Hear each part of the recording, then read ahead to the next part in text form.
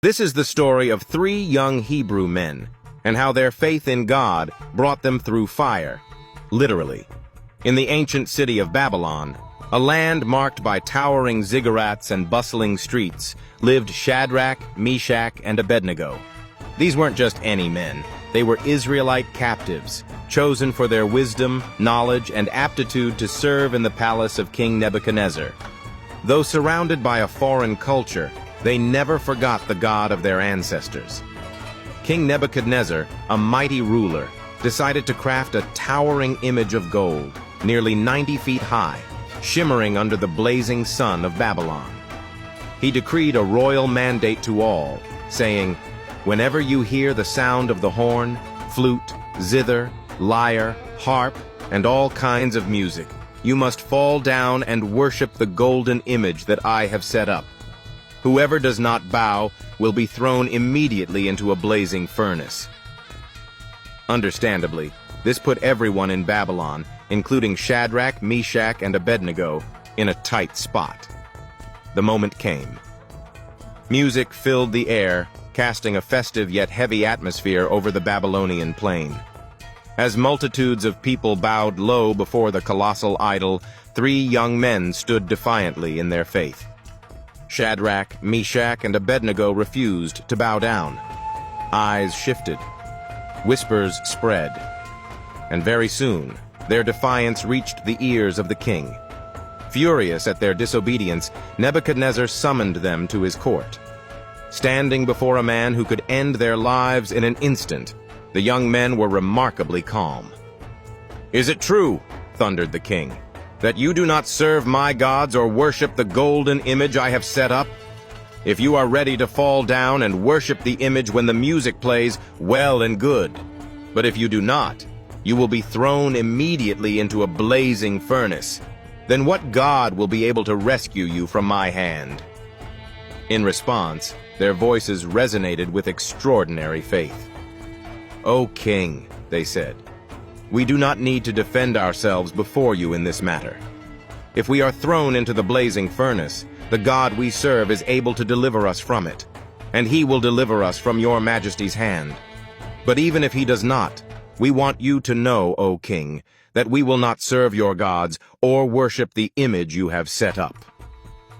These words only fueled the king's rage. He ordered the furnace to be heated 7 times hotter than usual. As the fiery blaze roared, so intense that the heat itself killed the soldiers tasked with throwing them in, Shadrach, Meshach, and Abednego were bound and tossed into the inferno. It seemed their story would end here, in fire and fury. But God had a different plan. Observers, and even King Nebuchadnezzar himself, couldn't believe their eyes. They rose to their feet in astonishment. "Weren't there 3 men that we tied up and threw into the fire?" the king exclaimed. "Yes, Majesty," his advisors replied.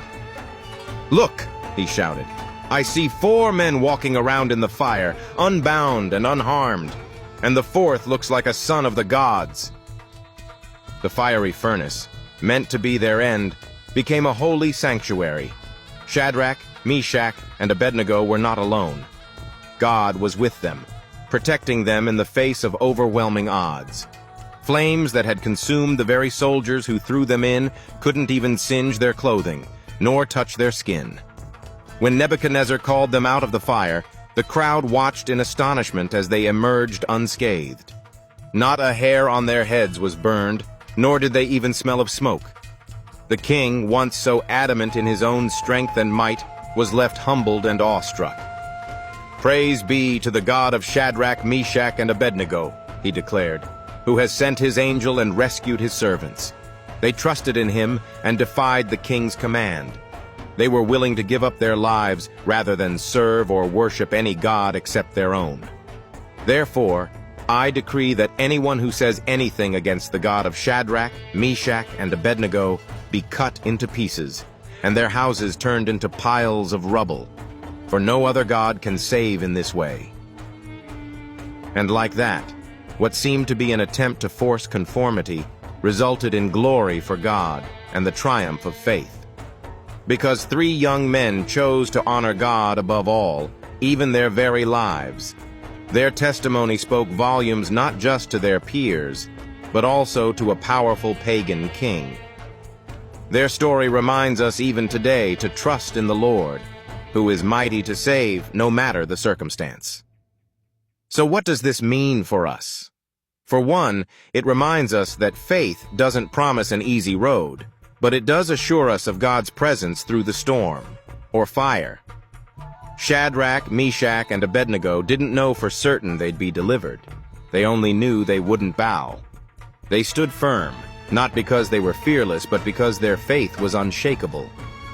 Sometimes holding on to faith means defying an easier path, even if the consequences seem dire, trusting that God sees and acts in His perfect timing. And just like this ancient story, the fiery furnaces in our own lives, whether they be challenges in faith, courage, or fortitude, might feel overwhelming. But remember, God stands with those who remain steadfast. That same God who walked in the fire with Shadrach, Meshach, and Abednego walks with us too.